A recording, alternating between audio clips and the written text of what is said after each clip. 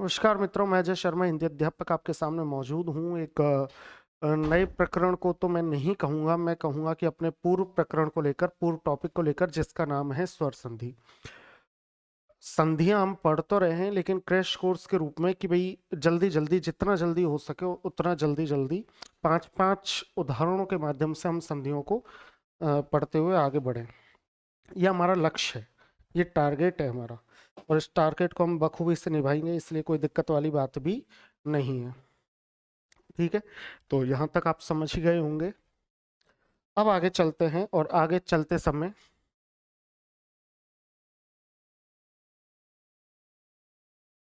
मैं बात करूंगा स्वर संधि की। स्वर संधि पढ़ेंगे। स्वर संधि पढ़ने से पहले दो चीजें और जरूरी हैं। पहली चीज तो ये है कि मैंने आपको पिछली कक्षा में प्रश्न दिए थे, तो उन प्रश्नों के उत्तर देने वाले का नाम भी आज मैं, उस विजेता का नाम भी आज घोषित करूंगा। इसके साथ साथ अगली कक्षा के लिए इस कक्षा में फिर से आपको 5 शब्द दूंगा स्वर संधि से, जो कि क्लिष्ट होंगे, कठिन होंगे। आपको कमेंट्स के माध्यम से उनका जवाब देना है। यहाँ तक आप समझ गए। ये दो चीजों साथ के साथ मैं आपको हर नियम के बाद मोटिवेशनल पंक्तियां कहता चलूंगा, उनको आप समझें, जीवन में उतारें। असफलता एक चुनौती है, इसे स्वीकार करो। कहाँ कमी रह गई देखो, स्वीकार करो और इसमें सुधार करो। ये हरिवंश राय बच्चन ने कहा है। हमारे जीवन में असफलता जो आती है, वो असफलता भाग्य से ज्यादा हमारी कर्महीनता के कारण, कर्महीनता का मतलब है, या फिर हमारी गलतियों के कारण आती है। अब हम उसी पर दुख मनाएं, जो रात गई सो बात गई, अर्थात हम उसी पर अगर दुख मनाते रहें तो ये फिर गलत बात है। इसलिए उस पीड़ा से, उस दुख से बाहर निकले, और दुख से बाहर निकलकर आगे हमें क्या हमारा लक्ष्य है और किस तरीके से उसके लिए हमें नियोजित रूप से, सुनियोजित रूप से तैयारियां करनी है, इस पर विचार करना चाहिए। श्री राम जब वन गए, तो वन जाने से पहले वो केवल श्री राम थे, लेकिन जब वो वन से लौटे तो मर्यादा पुरुषोत्तम श्री राम बनकर लौटे। अर्थात श्री राम से मर्यादा पुरुषोत्तम श्री राम बनने तक का सफर उन्होंने वन में किया। वन उनके सामने एक बहुत बड़ी चुनौती थी, और इस चुनौती का सामना करके उन्होंने खुद को साबित किया। उन्होंने दिखाया समाज को कि मैं मर्यादित हूं, चाहे कितनी भी बड़ी समस्याएं, बाधाएं, पीड़ाएं और चुनौतियां मेरे सामने क्यों ना आ जाएं, लेकिन मैं हार नहीं मानूंगा। मैं अपनी मर्यादा में रह करके सफलता के लिए प्रयास अवश्य करूंगा, और उन्होंने सफलता प्राप्त की। रावण जैसे दुर्धर्ष योद्धा का वध किया, जो उस समय इंद्र को छोड़ करके बाकी सभी देवताओं को बंधक बनाए हुए थे। ऐसे योद्धा, ऐसे महापराक्रमी योद्धा, जो राक्षस योनि में भी था, उसका वध किया, हार नहीं मानी। और रावण और श्री राम, इन दोनों की अगर मैं तुलना करूं, तो रावण कहीं ना कहीं उम्र में ज्यादा था, विद्यावान ज्यादा था, बड़े क्षेत्र का साम्राज्यवादी राजा बड़ा था, सेना ज्यादा थी, क्योंकि ये तो केवल दो ही भाई थे, अनुभव ज्यादा था, युद्ध कौशल ज्यादा था, पकड़ ज्यादा थी समाज पर, देवताओं पर, भक्त ज्यादा बड़ा था, महादेव का भक्त था, शीश काट करके महादेव को चढ़ा देता था। लेकिन उसके बाद भी श्री राम से हार गया, क्योंकि श्री राम के पास एक ऐसी चीज थी जो रावण के पास नहीं थी, वो था चरित्र। चरित्र। रावण की पत्नी जब रावण के वध हो जाने के बाद विश्वास नहीं कर पाई कि मेरे पति को कोई मार सकता है, ओके, इतना बड़ा योद्धा, इतना विशाल सेना का राजा होते हुए भी रावण को कोई वन में भटकते हुए दो पुरुष युवा कैसे मार सकते हैं?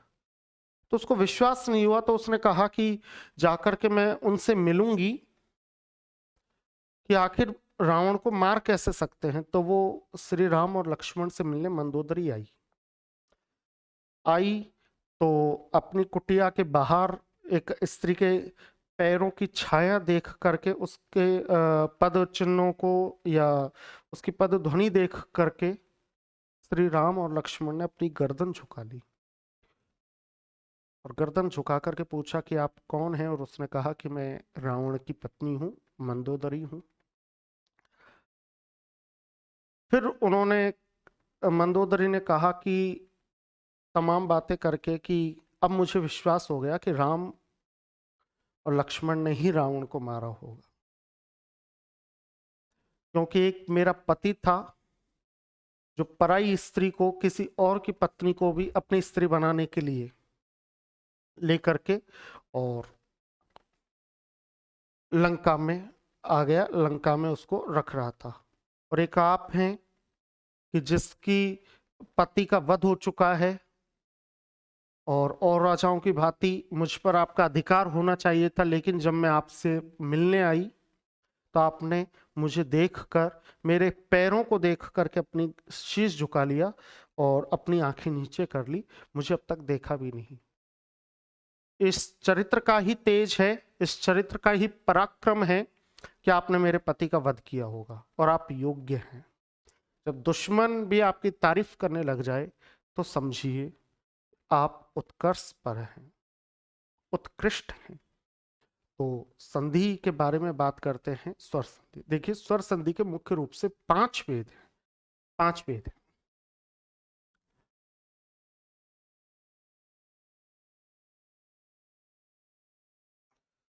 स्वर संधि के मुख्य रूप से कितने भेद हैं? 5 भेद हैं।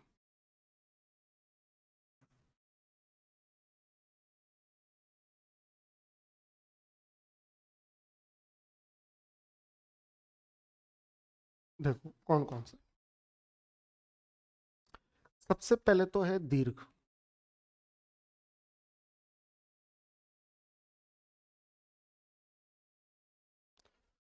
दूसरे नंबर पर है गुण, तीसरे नंबर पर है वृद्धि, और चौथे नंबर पर है यण, और 5वें नंबर पर है भैया अयादि। तो स्वर संधि के मुख्य रूप से कितने भेद हो गए? स्वर संधि के मुख्य रूप से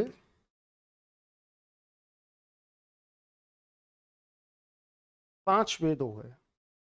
दीर्घ संधि, गुण संधि, वृद्धि संधि, अयादि संधि, सॉरी यण संधि और अयादि संधि। इनका मैंने कर दिया नामकरण।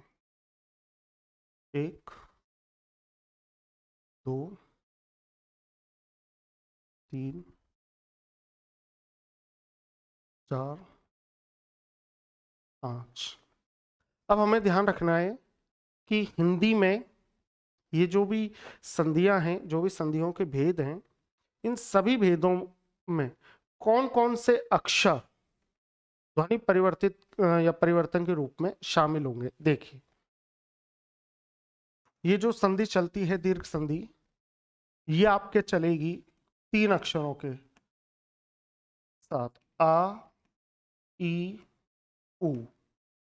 ये तो चलेगी 3 अक्षरों के साथ। गुण संधि आपकी जो चलेगी वो चलेगी ए ओ अर। गुण संधि आपकी चलेगी 3 अक्षरों को लेकर के। इसके बाद वृद्धि संधि जो आपकी चलेगी वो आपकी चलेगी 2 अक्षरों को लेकर के, आई औ। ये वृद्धि संधि चलेगी। यण संधि आपकी 3 अक्षरों को लेकर के चलेगी, य व र।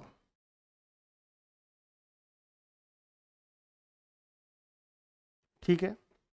और अयादी संधि आपकी चलेगी 4 अक्षरों को लेकर के, अय,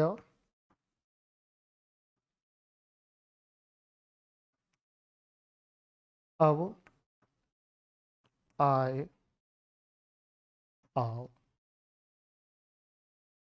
इस तरीके से। इस प्रकार से स्वर संधि को आज हम पढ़ने वाले हैं।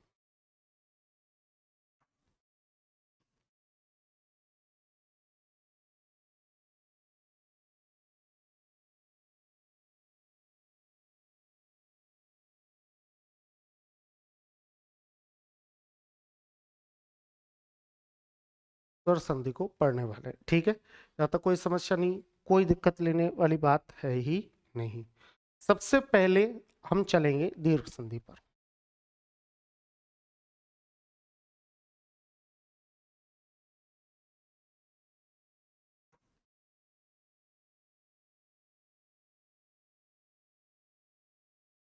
सबसे पहले हम किस पर चलेंगे? दीर्घ संधि पर। ठीक है भाई, दीर्घ संधि पर चलते हैं। देखिए,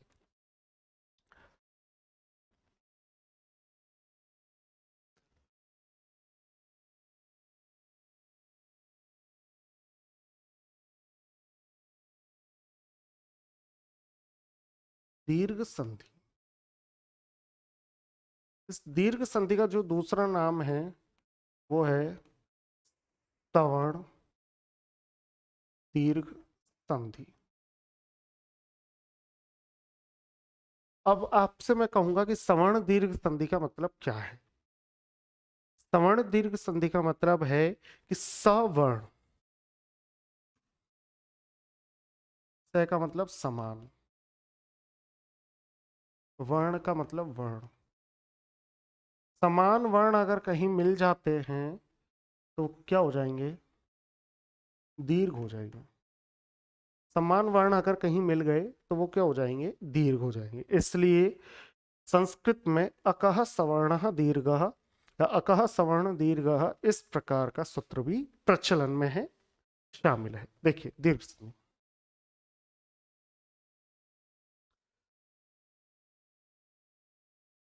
अब इसका नियम क्या है? इसका नियम है कि अगर आपको अ मिला, क्या मिल गया? आ, और उसके बाद अ या आ में से कोई वर्ण फिर आ गया, तो दोनों के स्थान पर आ का आदेश हो जाता है। वहीं पर आपको दूसरे स्थान पर मिल गया कि अगर आपको मिल गया ई,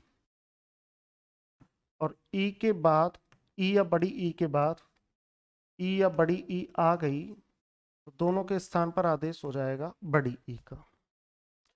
और यहां पर है कि ऊ है या बड़ा ऊ है, उसके बाद ऊ या बड़ा ऊ मिल गया, तो दोनों के स्थान पर आदेश हो जाता है बड़ा ऊ का। मैं छोटा ऊ और बड़ा ऊ तो लिख रहा हूं, लेकिन इनको बोलने के आधार पर आप ह्रस्व और दीर्घ शब्द का प्रयोग करोगे, इस चीज का विशेष ध्यान रखना। मैं आपको सरल और सहज रूप से पढ़ाने के लिए छोटा ऊ और बड़ा ऊ लिख रहा हूं, कि जिससे आपको जल्दी से जल्दी, और बोल भी रहा हूं, उच्चारण भी कर रहा हूं। लिख तो मैं अलग से कैसे सकता हूँ, लिख तो ह्रस्व और दीर्घ में रहूंगा, लेकिन मैं उच्चारण छोटा और बड़ा इसलिए कर रहा हूँ जिससे आपको जल्दी पकड़ में आ जाए और आप सहज रूप से हिंदी को सीखें, क्योंकि मुख्य लक्ष्य हमारा परीक्षा पास करना है। देखिए, मैंने एक उदाहरण लिख दिया, मैंने एक उदाहरण लिखा, ज्यादा कठिन तो नहीं है, आसान है।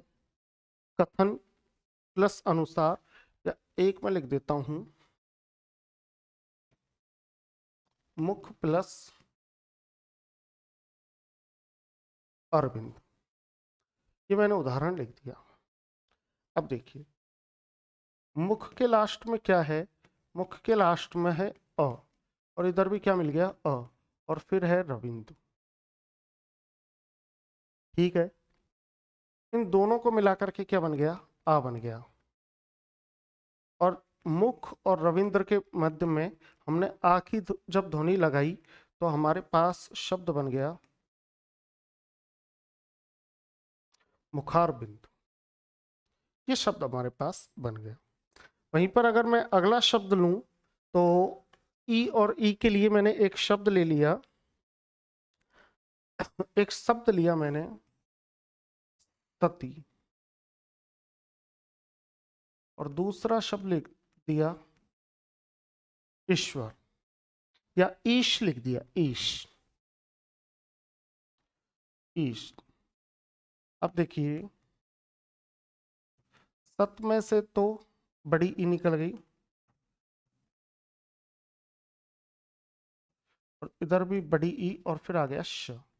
इन दोनों के स्थान पर स्वर आ गया बड़ी ई का, अर्थात दीर्घ ई का, और दोनों के मध्य में ई का स्वर लगने के बाद जब शब्द बनेगा तो बन जाएगा सतीश। उसके बाद अगर अगला शब्द मैं लूं तो मैं एक शब्द ले लेता हूं, और शब्द ले लिया मैंने बहुउद्देशीय। एक तरफ मैंने लिखा बहु और दूसरी तरफ लिखा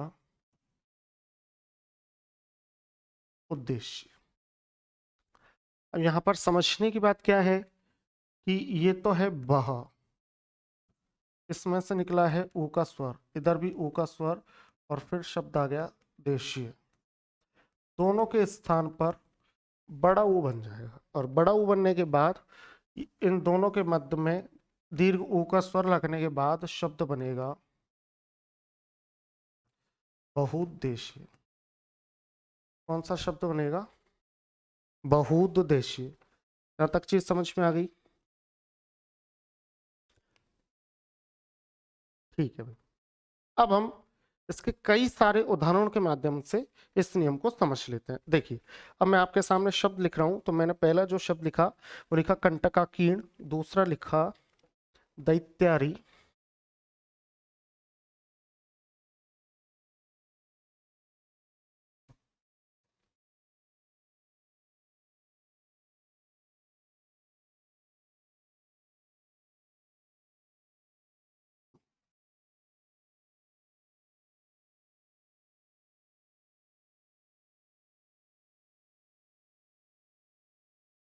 देखिए एक शब्द मैंने लिख दिया कंटकाकीर्ण, एक मैंने लिख दिया दैत्यारी। ठीक है, दो शब्द तो मैंने ये लिख दिए। अगर इधर मैं तीन शब्द लिखने की बात करूं तो मैं शब्द लिखूंगा आपके सामने कि अभीप्सित, अभीप्सित और अतीन्द्रिय, अभीप्सित और अति इंद्रिय, अभीप्सित और अतीन्द्रिय।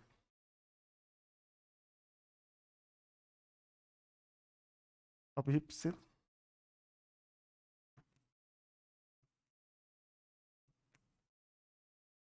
अतीन्द्रिय और अतीत।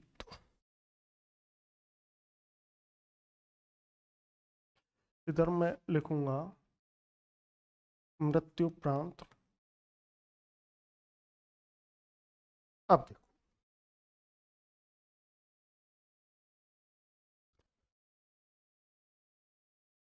इसमें दो शब्द है, कंटक और आकीर्ण।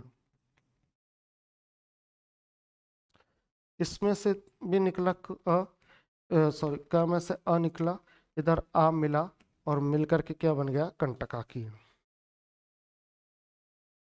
इसमें पहला शब्द तो है दैत्य और दूसरा शब्द है अरि, और मिलकर के क्या बन गया? दैत्यारी।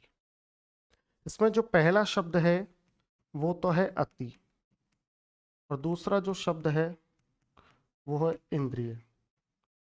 पहला शब्द तो क्या है? अति, और दूसरा शब्द क्या है? इंद्रिय। और मैंने यहाँ पर क्या लिख दिया?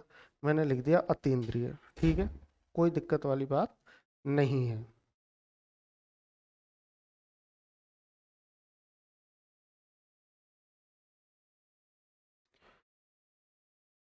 अतीत की अगर मैं बात करूं तो इसमें पहला शब्द तो है अति और दूसरा शब्द है इत, और मिलकर के बन गया अतीत। इसमें पहला शब्द तो है मृत्यु, दूसरा शब्द है उपरांत। मृत्यु में से ऊ निकला, उपरांत का ऊ मिला, मिलकर के दीर्घ ऊ बन गए और शब्द बन गया मृत्युप्रांत। इस तरीके से। और अभीप्सित को अगर मैं देखूं तो इसमें से अभी, क्योंकि उपसर्ग है, ईप सा शब्द है और उसमें इत प्रत्यय है। यहाँ तो ई है, यहाँ ई है, मिलकर के बड़ी ई बन गई और शब्द बन गया अभीप्सित। इस तरीके से हमने इस नियम को देखा। और उसी बढ़ते हुए क्रम में हम बात करेंगे गुण संधि के बारे में। देखिए, हमारा जो लक्ष्य था, हमारा जो ध्येय था, वो सबसे महत्वपूर्ण यही था कि हम संधियों को पूरे रूप से नहीं पढ़ रहे हैं। आपके कहने के अनुसार, आपके आग्रह के अनुसार हर संधि के नियम को बताने के साथ साथ मैं उसमें सबसे महत्वपूर्ण 5 शब्द उदाहरण के रूप में आपके सामने लेकर के आ रहा हूं।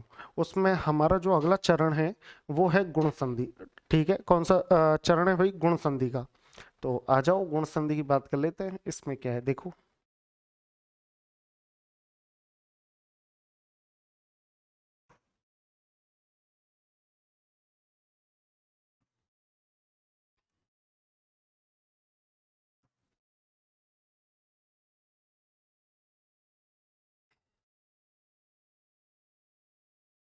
गुण संधि की बात कर लेते हैं। ये देखिए,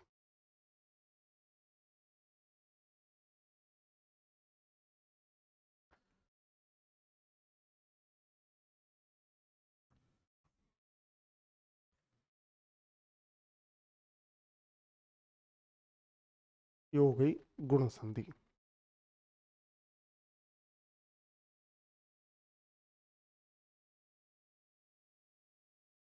गुण संधि हो गई, ठीक है। कि उदास एक मुझी को तो कर नहीं जाता, वो मुझसे लड़के अपने भी घर नहीं जाता। इसमें कैमरा हल्का सा मुझे चेंजेस लग रहा है।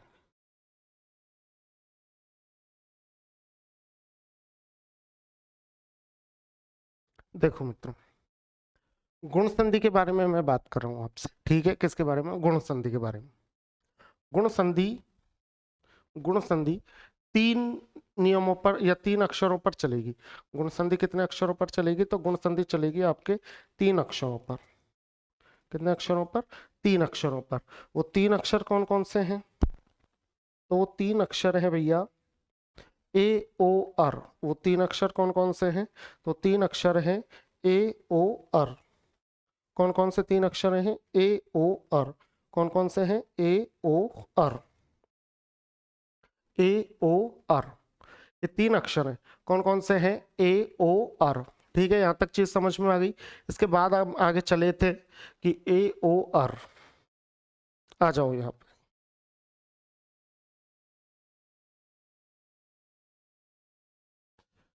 एक तो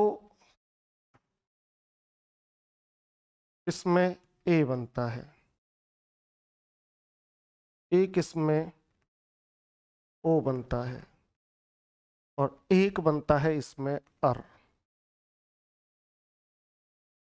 अब कब तो ए बनता है, कब ओ बनता है, और कब इसमें अर बनता है, बस यही खेल है गुण संधि का। देखो ए कब बनेगा?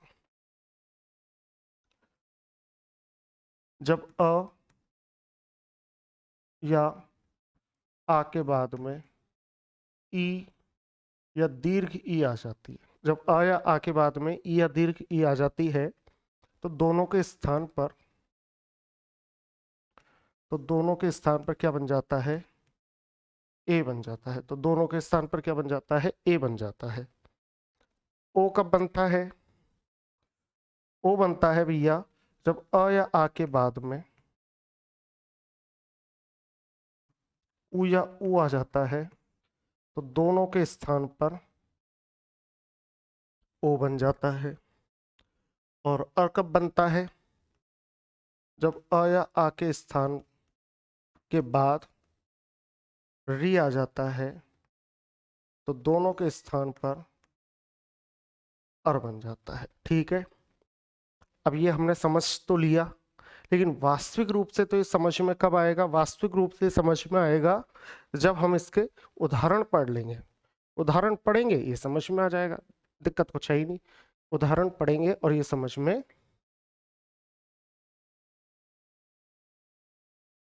आ जाएगा। देखिए कैसे।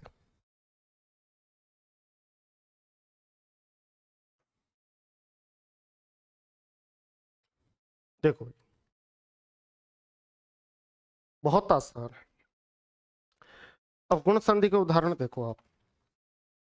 गुण संधि के उदाहरण हैं, सबसे पहला जो उदाहरण है वो है अल्पेच।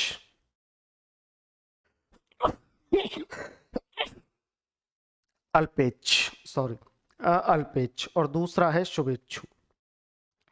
पहला तो कौन सा है? पहला तो है अल्पेच।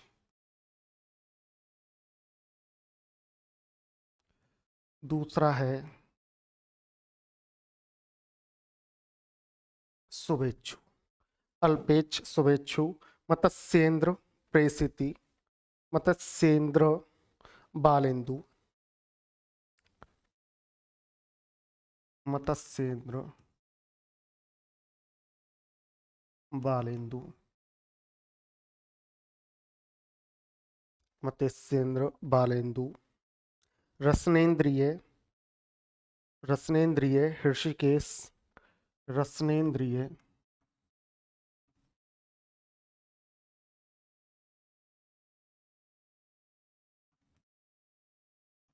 ऋषिकेश। राकेश। ये तो किसके हो गए? ये तो हो गए अ प्लस ई वाले। अब ओ वाले देख लेते हैं। अंत्योदय, अनन्य उपाय,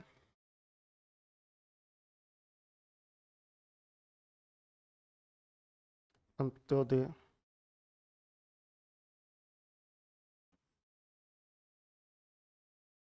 अनन्य उपाय। आत्मोत्सर्ग, आद्योपांत,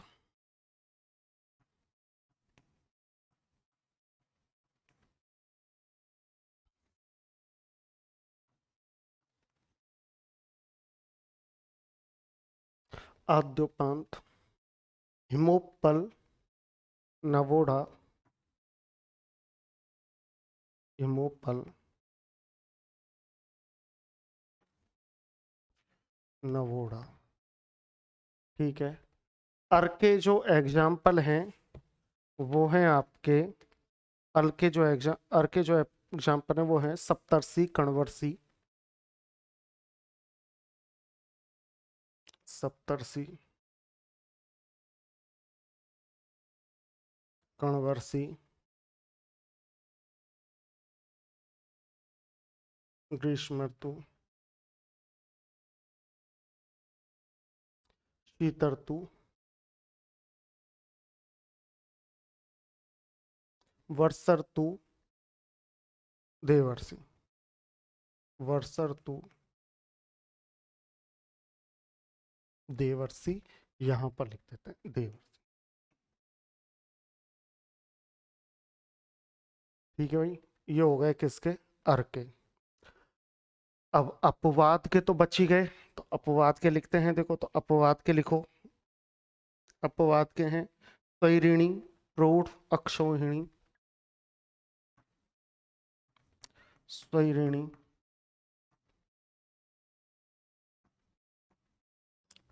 प्रौढ़,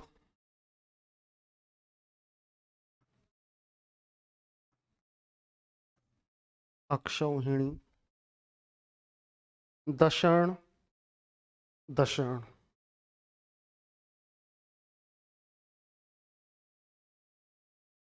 जो कि दशाण बनता है। ठीक है भाई, अब ये मैंने लिख दिए। अब इनको एक बार हम इनका संधि विच्छेद भी देख लेते हैं। एक बार हम इनका क्या देख लेते हैं भाई? संधि विच्छेद देख लेते हैं। ठीक है, देखो।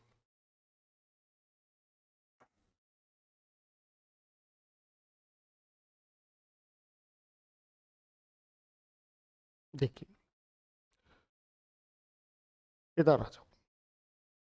इसमें जो पहला शब्द है वो है अल्प, और दूसरा जो शब्द है वो है इच्छा। इसमें अंत में आ का ए रह गया। अल्प धन इच्छा। जब हमने अल्प लिखा तो अल्प में से तो निकला अ, इधर मिल गई ई, और फिर था छा। ए और ई मिलकर के बन गया ए। ए और ई मिलकर के क्या बन गया? ए। और शब्द क्या बन गया? अल्पेच्छा। लेकिन अल्पेच्छा भी क्या होता है, गलत होता है। शुद्ध क्या होता है, शुद्ध होता है अल्पेच। शुद्ध क्या होता है, अल्पेच। ठीक है, ये चीज आपको ध्यान रखनी है। शुभ धन इच्छुक, शुभ धन इच्छुक, इसमें कै का क्या हो जाता है, लोप हो जाता है। तो शुभ धन इच्छुक में कै का लोप हो जाने के बाद क्या बचा, तो शुभ धन इच्छुक में तो कै का लोप हो जाने के बाद भैया बच्चा शुभेच्छु। क्या बच गया, शुभेच्छु। ठीक है, शुभेच्छु। मत्स्येंद्र में होगा मत्स्य धन इंद्र, मत्स्येंद्र। बालेंदु में होगा बाल धन इंदु, उगता हुआ जो चंद्रमा होता है बालेंदु। ठीक है, रसनेन्द्रिय का बनेगा रसना धन इंद्रिय, रसना धन इंद्रिय, रसनेन्द्रिय। और ऋषिकेश का बनेगा ऋषिक धन ईश, ऋषिकेश। राकेश का बनेगा राका धन ईश, राका यानी रात्रि, रात्रि का जो ईश्वर है वो राकेश है। अब देखो ऊ वाले की बात कर लेते हैं कि अ या आ के बाद उ या उ आ जाए तो क्या बन जाता है, ओ। देखो कैसे, एक शब्द मैंने लिया अंत, इसमें से तो निकल गया अ, ये हो गया उ और ये बन गया द, दोनों के स्थान पर हो गया ओ, और शब्द क्या बन गया,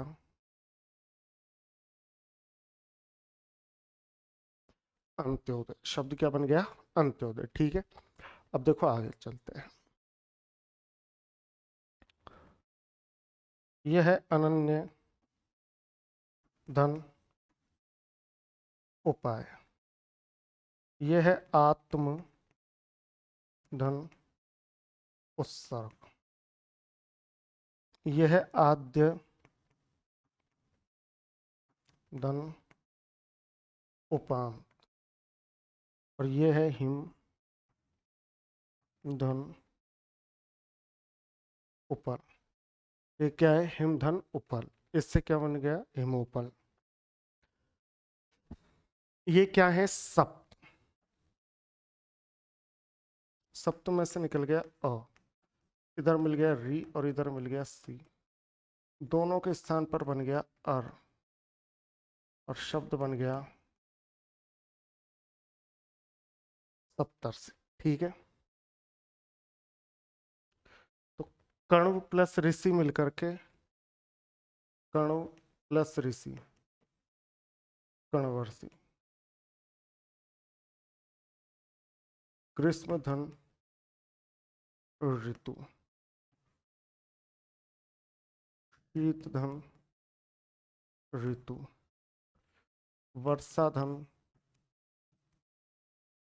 ऋतु, और नवधन ऊढ़ा, नवूढ़ा। अब देखो, अब अपवादों की बात कर लेते हैं। अपवाद, ये क्या है, ये अपवाद है, एक्युप्शन।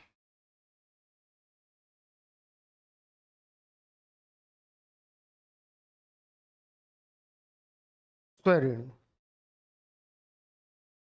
स्वधन ईरिणी, एक ही मात्रा होनी चाहिए थी लेकिन दो हो गई। प्रौढ़, प्रधन ऊढ़, एक ही ओ की मात्रा होनी चाहिए थी लेकिन दो हो गई, प्रौढ़ बन गया। अक्षधन उहिनी, एक ही मात्रा होनी चाहिए थी लेकिन दो हो गई। और दश धन ऋण, दशाण होना चाहिए था लेकिन दशाण हो गया। इस तरीके से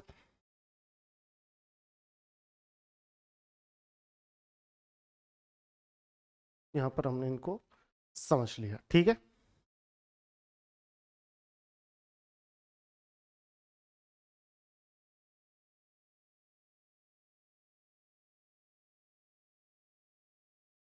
यहाँ पर हमने इनको समझ लिया। ये हो गई गुण संधि।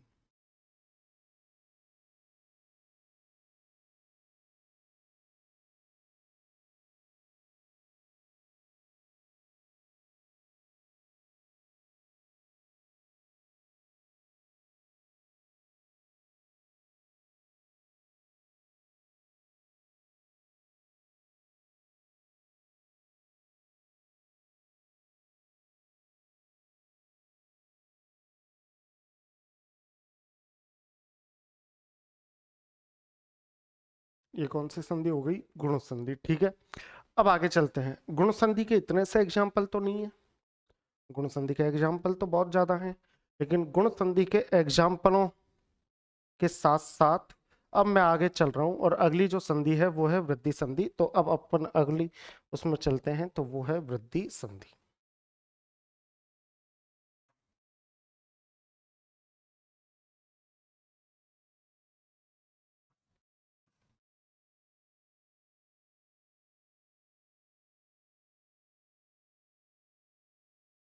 वृद्धि संधि।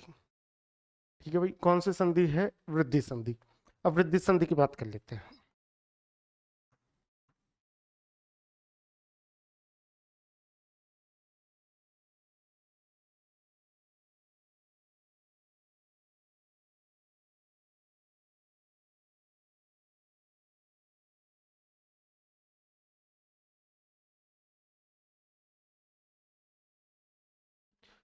ये हो गई आपकी वृद्धि संधि।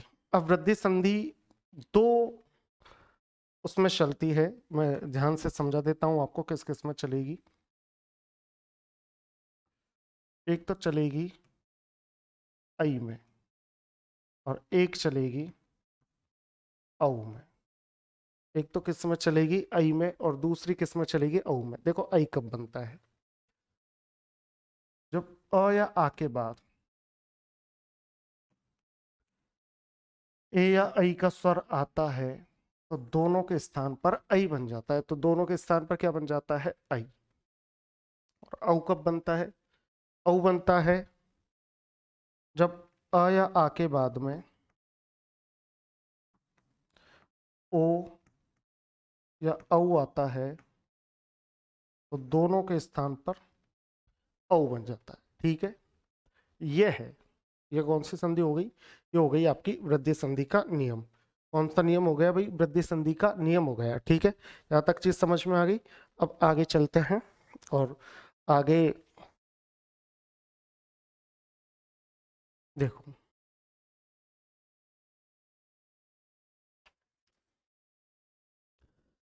शब्द देखो, शब्द लिख देता हूं मैं। धनईसी, प्रियईसी, शुभईसी।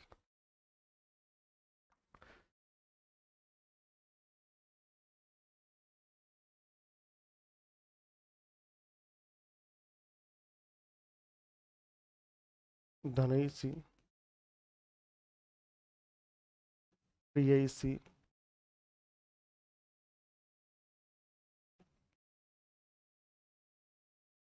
शुभईसी, हितैषी, अद्यैव,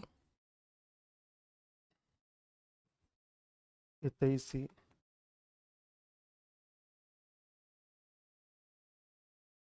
अद्यैव, धर्मैषणा, पुत्रैषणा, ये तो चलो हो गया। उसके बाद मतैक्य, देवैश्वर्य, मतैक्य,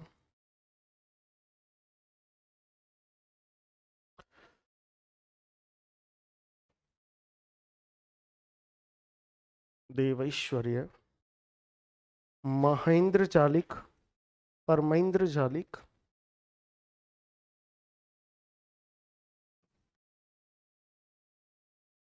महेंद्र जालिक,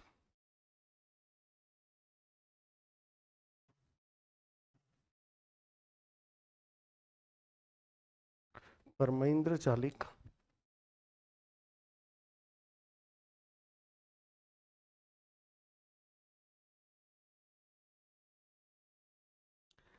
शैक्षिक, गंगैश्वर्य, शैक्षिक,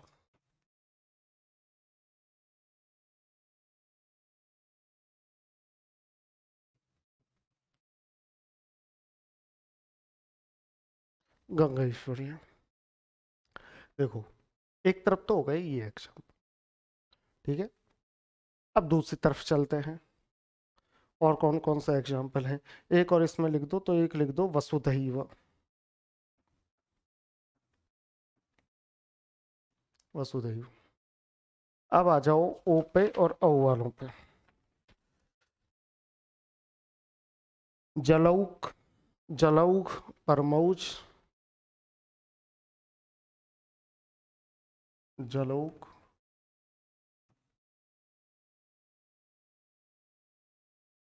जलौघ, परमौज, घृतौदन, गंगौक,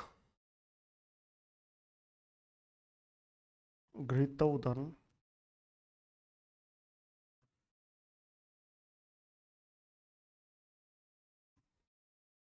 गंगौक, परमौषधि, परमौदार्य, परमौषधि,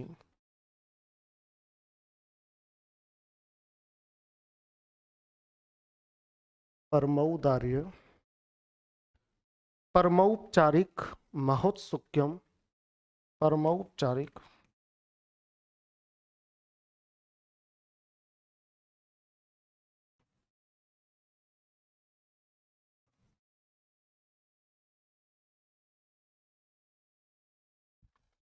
महोत्सुक्यम,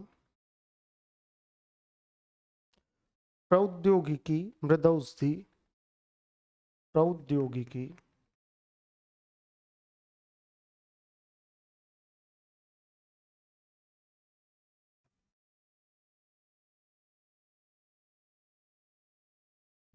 मृदौषधि। ये उदाहरण इसके हो गए। अब उदाहरण हो गए चूंकि, तो अब इनके संधि विच्छेद भी देख लेते हैं। तो एक एक तो देख लेते हैं विवरण के साथ में, और उसके बाद फिर चलते हैं डायरेक्टली। देखिए, विवरण के साथ में मैं एक एग्जांपल ले लेता हूं, एक एग्जांपल ले लेता हूं। मैंने ले लिया परम, और इधर ले लिया ऐन्द्रजालिक।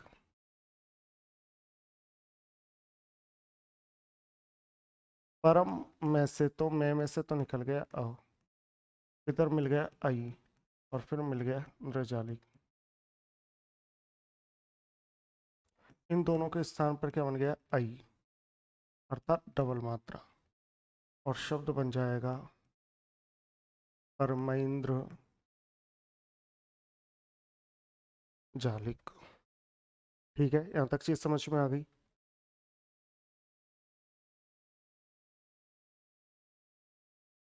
यहां तक चीज आपको समझ में आ गई।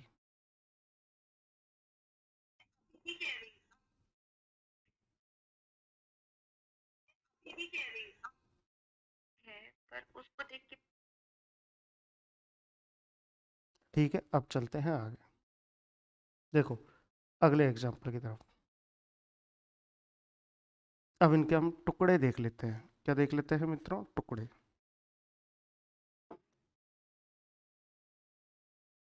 देखो, देव, धन, ऐश्वर्य, महा, धन, ऐन्द्रजालिक, परम धन, ऐन्द्रजालिक, दे धन, ऐच्छिक,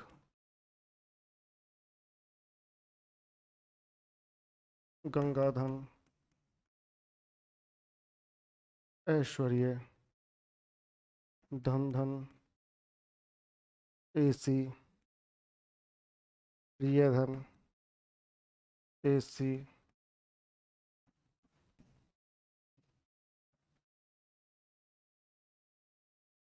शुभ धन, एसी, हित धन, एसी, अद्य धन, एव, मत धन, ऐक्य और वसुधाधन एव। ये तो हो गए इसके। अब कर लेते हैं जल। देखो, जल में से तो निकल गया अ, इधर है ओ, इधर है क्या। ध्यान से समझ लेना, ये मिलकर के बन जाएंगे ओ, और शब्द बनेगा जलौक, जलधन ओक, जलधन ओघ, परमधन ओज, घृतधन ओदन,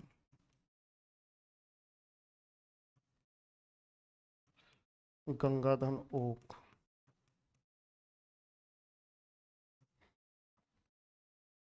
परमधन औषधि,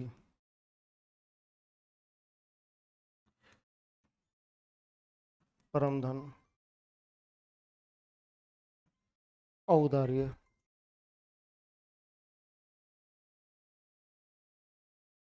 परमधन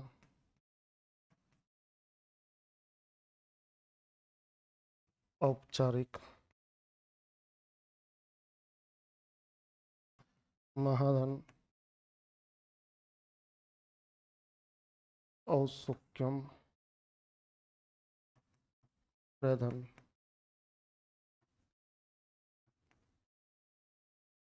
औद्योगिकी, मृदाधन औषधि। इस तरीके से मित्रों हमने इनको देखा।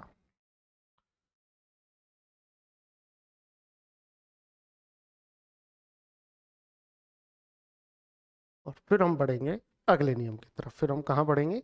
अगले नियम की तरफ, यण संधि पर। तो आ जाइए, मैं आपसे कहूंगा यण संधि। यह है यण संधि। यण संधि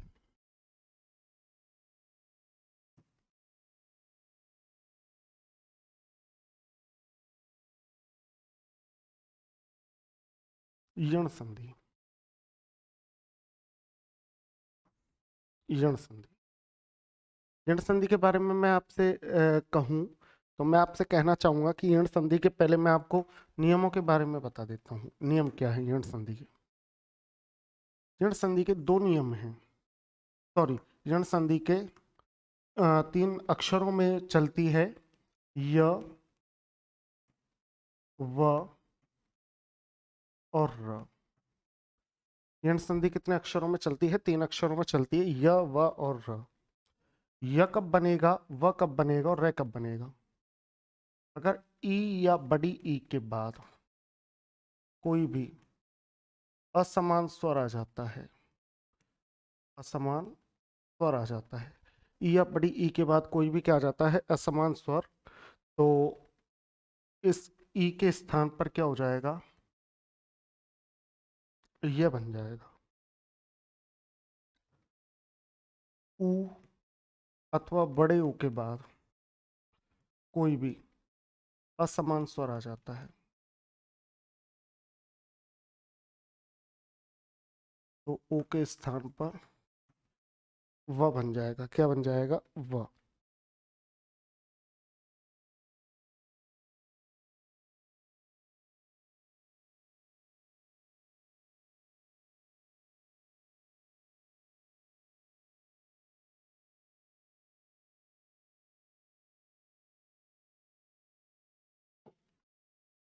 और रे कब बनेगा? जब री के बाद असमान स्वर आ जाएगा।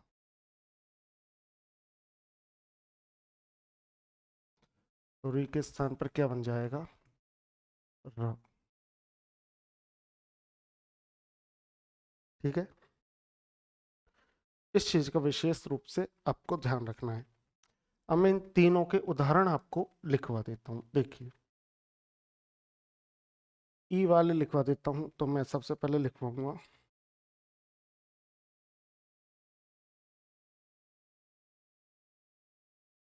मैंने सबसे पहले लिखवाया अध्यादेश अभ्यास दिव्येश्वरीय। अध्यादेश अभ्यास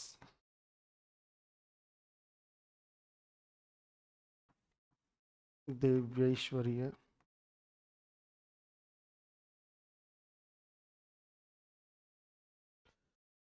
इसके बाद नार्योद्धार और अग्न्यास्य। नार्योद्धार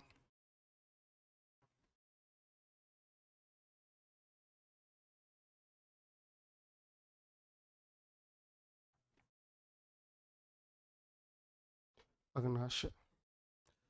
ऊ से अगर मैं देखूं तो मैं देखूंगा अन्वेषण। अन्वेषण अन्वेषण के बाद हो सकता है आपका भानवस्त शैशवंग। भानवस्त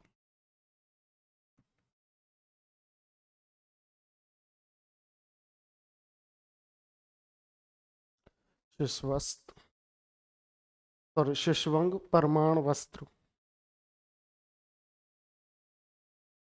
शिशवंग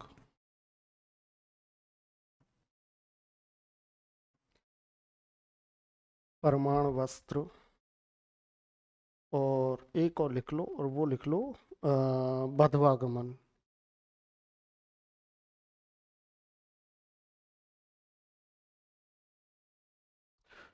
ठीक है भाई, ये हो गया। और रे से लिख लो, रे से लिखो, देखो रे से लिखो कि सवित्र ऊर्जा मात्र अनुमति।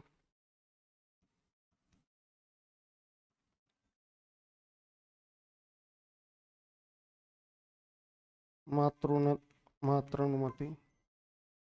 पित्रादेश।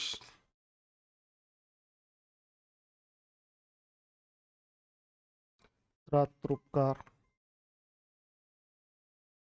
इस प्रकार से हमने इन सभी शब्दों को यहाँ पर देखा। और आगे बढ़ते हुए केवल और केवल 10 मिनट की क्लास और हमारे पास शेष है।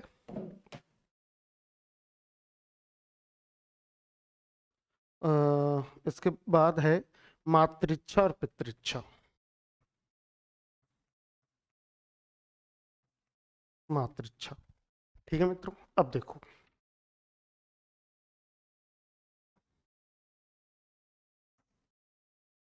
अध्यादेश कैसे बना।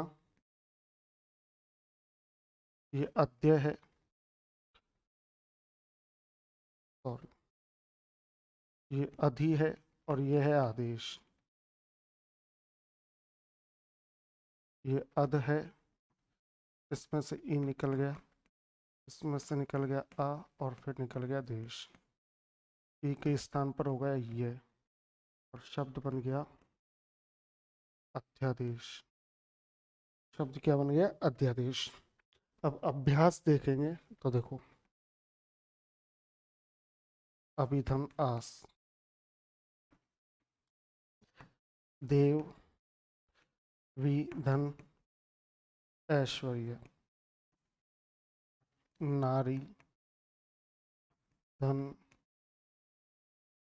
उद्धार, अग्नि धन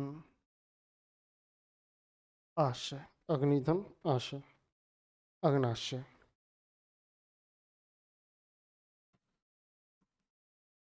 अनुधन ऐशा। ये अन है, इसमें से ऊ निकल गया, इधर मिल गया ए, और फिर मिल गया क्षण। ये ऊ के स्थान पर हो गया वे, और शब्द बन गया अन्वेषण।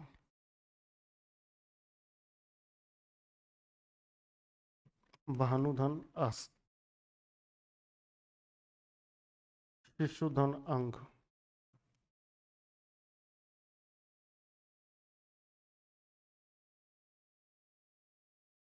परमाणुधन अस्त्र, वधु प्लस आगमन, सवित्री धन ऊर्जा,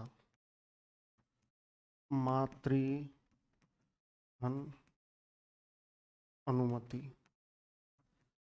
पितृ धन आदेश।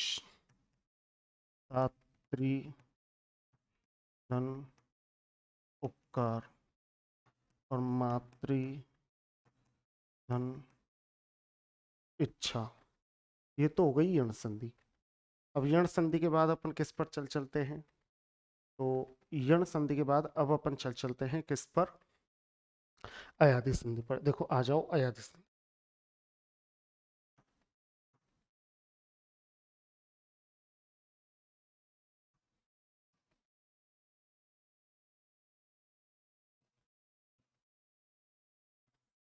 अयादि संधि। अयादि संधि के बारे में मैं अगर बात करूं, मैं क्या कहूंगा, ध्यान से समझना। ये एक तो चलती है,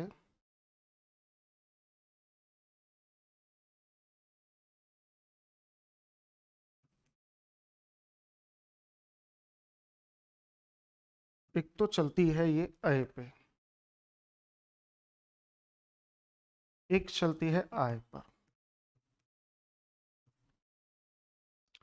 एक चलती है औ पर और एक चलती है आओ पर। अब देखो ये बनेंगे कैसे? अय कब बनेगा? अय बनेगा जब ए के बाद कोई भी स्वर आएगा तो ए किस में बदल जाएगा? अय में। जब अय के बाद कोई भी स्वर आएगा तो अय बदल जाएगा आओ में, आय में। जब ओ के बाद कोई भी स्वर आएगा तो ओ बदल जाएगा औ में, और जब औ के बाद कोई भी स्वर आएगा तो औ बदल जाएगा आओ में। ये तो ये हो गए, ठीक है। अब इनके उदाहरण देख लेते हैं। उदाहरण क्या है? देखो सभी के तीन तीन उदाहरण देख लेते हैं। तो उदाहरण निकाल लेता हूं मैं। ये मैंने उदाहरण निकाल लिया। सबसे पहले तो लिखा मैंने विजय धन ई।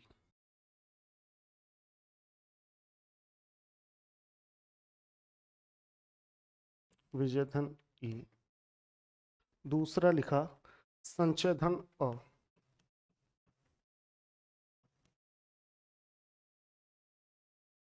तीसरा लिखा विजय धन इनी।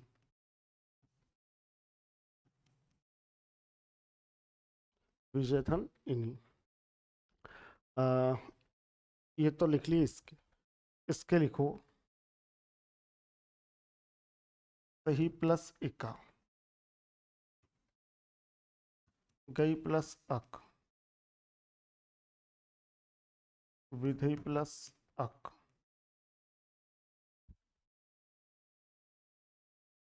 आपके लिखो, पहले लिखो अव के। तो अव के लिखो आप प्रशोधन अ, प्रशोधन अ, ओधन अ,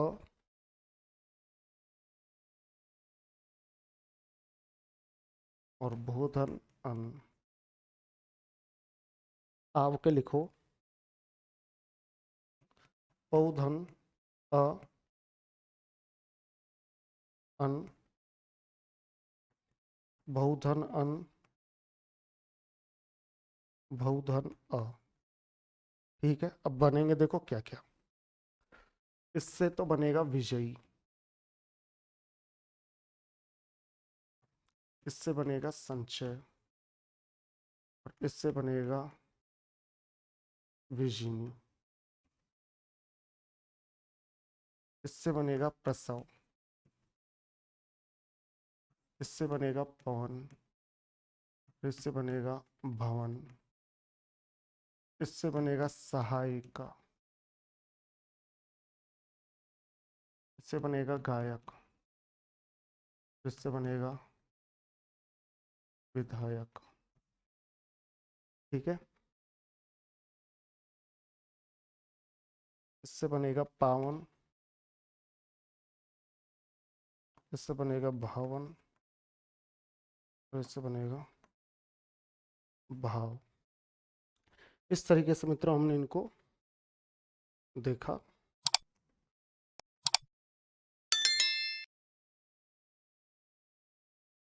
तरीके से उनको देखा। मुझे दीजिए विदा। मैं अजय शर्मा, हिंदी अध्यापक। अगली कक्षा बहुत ही अच्छे प्रकरण से लेकर आऊँगा और मैं चाहता हूँ कि मैं अगली कक्षा आपके सामने किसी अच्छे टॉपिक के लेकर के आऊँ, एकल शब्द के लेकर के आऊँ यूट्यूब पर, तो बेहतर होगा। ठीक है, धन्यवाद।